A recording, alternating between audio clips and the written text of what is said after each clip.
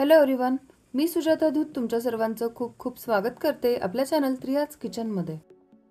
आजच्या एपिसोडमध्ये आपण बघणार आहोत झटपट तयार होणारी अतिशय पौष्टिक आणि तितकीच खुसखुशीत अशी बाजरीच्या पिठाची टिक्की। साखरेचा वापर न करता आणि कमीत कमी साहित्यात म्हणजेच घरात सहज उपलब्ध असणाऱ्या सर्व घटकांपासून आपण ही बाजरीची टिक्की तयार करू शकतो। तर ही टिक्की बनवण्यासाठी आपल्याला लागणारे दोन महत्त्वाचे घटक म्हणजे बाजरीचे पीठ आणि गूळ। आपण इथे 250 ग्रॅम बाजरीच्या पिठाचा वापर केलेला आहे आणि त्याच्या निम्मे म्हणजे 125 ग्रॅम गूळ आपण इथे घेतलेले आहे आणि गूळ आपण या पद्धतीने सुरीने कट करून घेतलेले आहे। सर्वप्रथम आपल्याला इथे गुळाचे पाणी तयार करून घ्यायचे आहे। त्यासाठी एका पातेल्यात गूळ टाकून त्यामध्ये आपण 1 कप पाणी टाकणार आहोत आणि मीडियम फ्लेमवर या पद्धतीने गूळ आपल्याला पाण्यामध्ये विरघळून घ्यायचा आहे। लक्षात ठेवा, आपल्याला इथे गुळाचा पाक तयार न करता गूळ पाण्यात विरघळेल इतकेच हे पाणी गरम करून घ्यायचे आहे आणि त्यानंतर गॅस बंद करून लगेचच हे पाणी आपण कोमट करून घेणार आहोत। आता आपण टिक्कीसाठी लागणारे पीठ मळून घेणार आहोत। त्यासाठी एका भांड्यात आपण जे 250 ग्रॅम पीठ घेतले होते ते टाकलेले आहे। यामध्ये आपल्याला टाकायचे आहे चिमूटभर मीठ, 2 मोठे चमचे पांढरे तीळ आणि 1 ते 1.5 चमचा साजूक तूप। हे सर्व घटक आपण या पिठामध्ये व्यवस्थित एकत्र करून घेणार आहोत।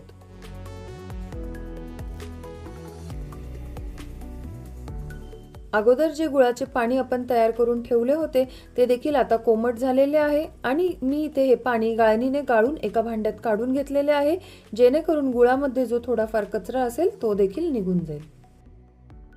गुळाचे पाणी पूर्णपणे गार न करता कोमट असतानाच आपण इथे पीठ मळून घेणार आहोत, जेणेकरून पीठ देखील चांगले मळता येईल आणि टिक्कीही छान बनतील।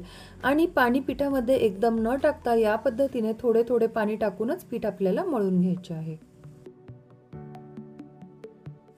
125 ग्रॅम गुळामध्ये 1 कप पाणी टाकलेले होते आणि हे पूर्ण पाणी मला इथे हे पीठ मळण्यासाठी लागलेले आहे आणि हे टिक्कीचे पीठ आपल्याला एकदम मऊसूत होईपर्यंत चांगले मळून घ्यायचे आहेत, जेणेकरून टिक्की देखील चांगल्या बनतील।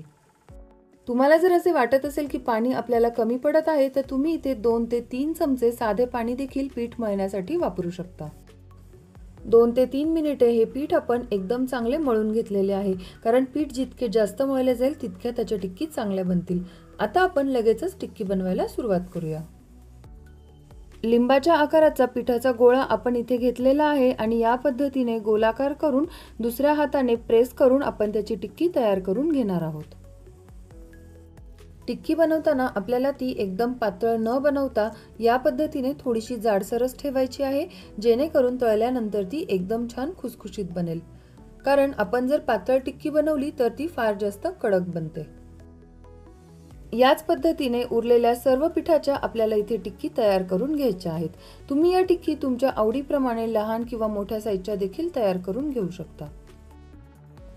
तुम्हाला जर या पद्धतीने हातावर टिक्की बनवायची नसेल तर या पिठाची एक मोठी पोळी लाटून एखाद्या छोट्या ग्लासच्या मदतीने किंवा कुठल्याही शेपच्या कुकी कटरने तुम्ही याच्या टिक्की तयार करून घेऊ शकता।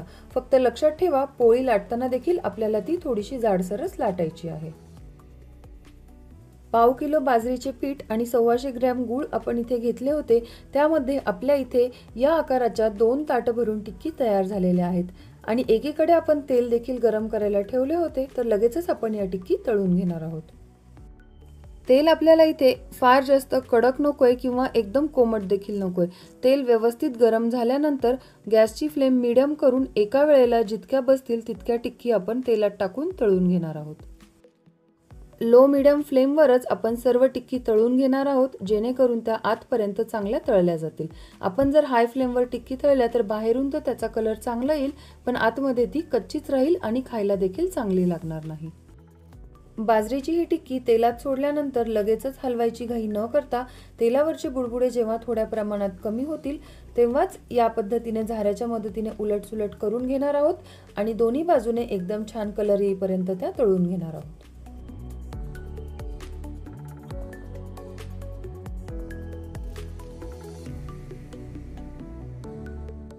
2 ते 3 वेळा उलटसुलट करून सर्व टिक्की आपण तळलेल्या आहेत आणि तुम्ही इथे बघू शकता एकदम छान कलर टिक्कीला इथे आलेला आहे। या पद्धतीने टिक्कीतले एक्स्ट्रा ऑइल ड्रेन केल्यानंतर या टिक्की आपण टिश्यू पेपरवर काढून घेऊया आणि उरलेल्या सर्व टिक्की याच पद्धतीने पुन्हा एकदा तळून घेणार आहोत। एक बॅच तळायला इथे आपल्याला साधारणतः 3 ते 4 मिनिटे लागलेली आहेत आणि त्यानंतर तेल पुन्हा थोडेसे गरम करून मगच उरलेल्या टिक्की आपण तळून घेणार आहोत।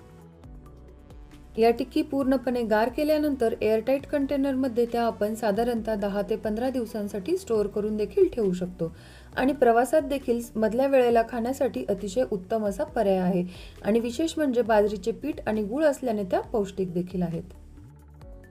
तुम्ही इथे बघू शकता सर्व टिक्की आपल्या इथे तळून झालेल्या आहेत आणि लो मीडियम फ्लेमवर तळल्याने त्यांना कलर देखील एकदम छान आलेला आहे। आपण यामध्ये जे पांढरे तीळ टाकले होते त्यामुळे या टिक्की दिसायलाही छान दिसतात आणि टेस्टला देखील एकदम मस्त तयार झालेल्या आहेत। एक टिक्की मी इथे तुम्हाला तोडून दाखवते, त्यावरून तुमच्या लक्षात येईल की टिक्की अतिशय खुसखुशीत आपली इथे तयार झालेली आहे। तर तुम्ही देखील ही सोप्या पद्धतीने तयार होणारी बाजरीची टिक्की एकदा अवश्य ट्राय करा आणि रेसिपी आवडल्यास लाईक करा, कमेंट करा आणि इतरांबरोबरही भरपूर शेअर करा। Thank you for watching.